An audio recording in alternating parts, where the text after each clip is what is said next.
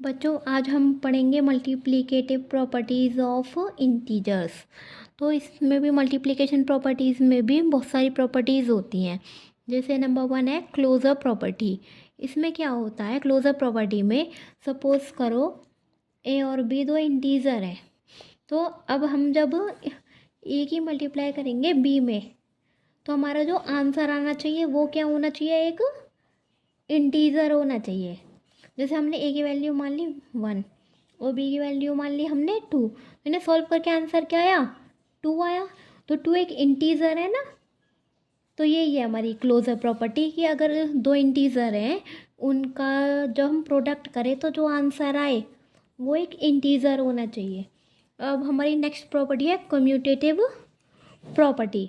इसमें क्या होता है, सपोज़ करो दो इंटीजर्स हैं ए और बी, तो हम ए मल्टीप्लाई बी करें या फिर हम बी मल्टीप्लाई ए करें, आंसर हमारा क्या होगा, सेम होगा। जैसे एग्जांपल ले लेते हैं, तो ए की वैल्यू क्या रख दी हमने 1 और बी की वैल्यू क्या रख दी हमने 2। यहाँ बी की वैल्यू 2 हो गई और ए की वैल्यू 1। सॉल्व करके क्या आया, 2 ही आया, मतलब LHS RHS के बराबर आया।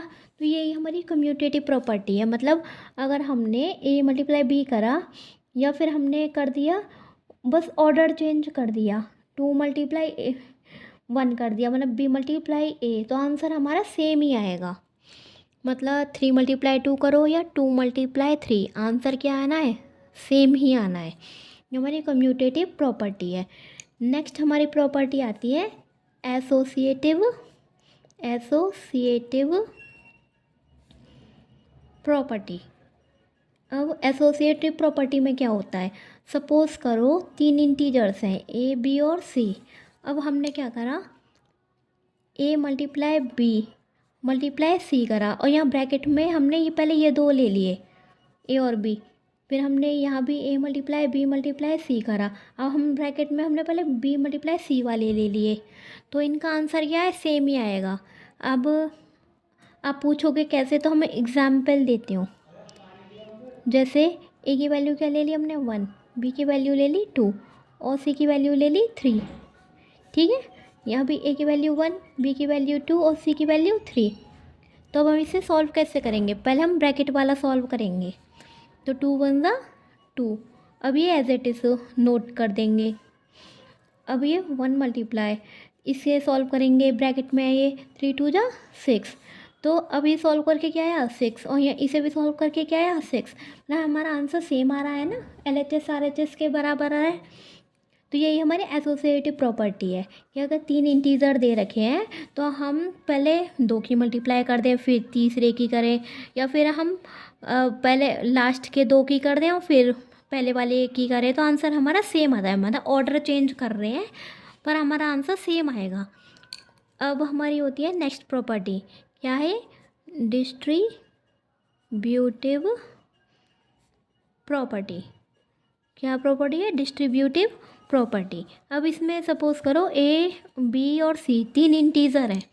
अब इसमें क्या होता है कि हम ए की मल्टीप्लाई कर रहे हैं बी प्लस सी में, तो इसे हम सॉल्व कैसे करते हैं। तो अगर हमने इस तरह का कोई क्वेश्चन दे रखा है तो हम पहले इसकी इससे मल्टीप्लाई करेंगे, मतलब ए की मल्टीप्लाई होगी बी में, फिर यहाँ जो साइन होगा वो साइन आएगा, फिर इसकी इससे करेंगे, मतलब ए की मल्टीप्लाई किससे करेंगे आप, सी से। तो हमारा आंसर क्या आएगा, सेम आएगा। सपोज़ करो मैंने आपको कोई एग्ज़ाम्पल दे दिया, जैसे 5 मल्टीप्लाई 2 प्लस 1 दे दिया, तो आपको अभी सॉल्व करना है। एक तो आप इसे कैसे सॉल्व कर सकते हो, दो वे हैं।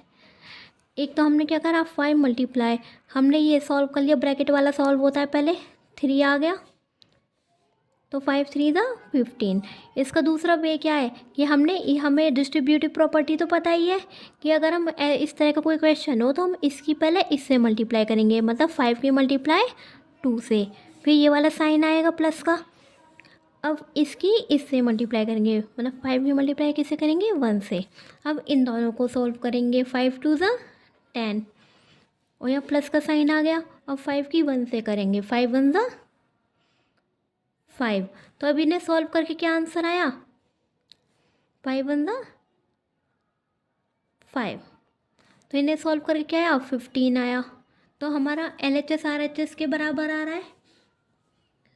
तो यही है हमारी डिस्ट्रीब्यूटिव प्रॉपर्टी। मतलब अगर हम A multiply B plus C दे रखा हो तो पहले A की मल्टीप्लाई B में करनी है, फिर साइन आना है जो साइन है, फिर उसके बाद A की मल्टीप्लाई C में करनी है। आ गया बच्चों समझ? अब हम नेक्स्ट प्रॉपर्टी पढ़ते हैं। 5th है हमारी मल्टीप्लिकेटिव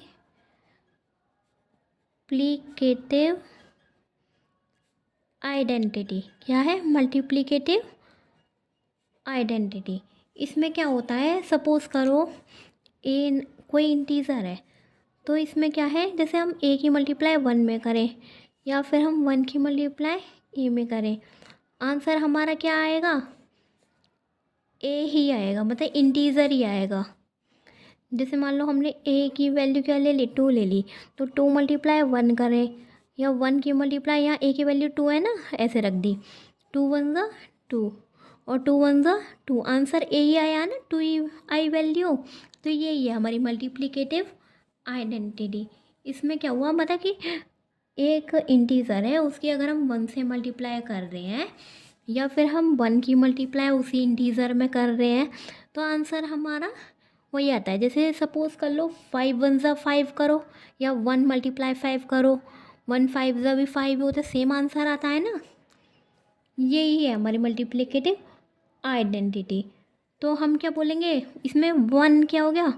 1 हो गया मल्टीप्लिकेटिव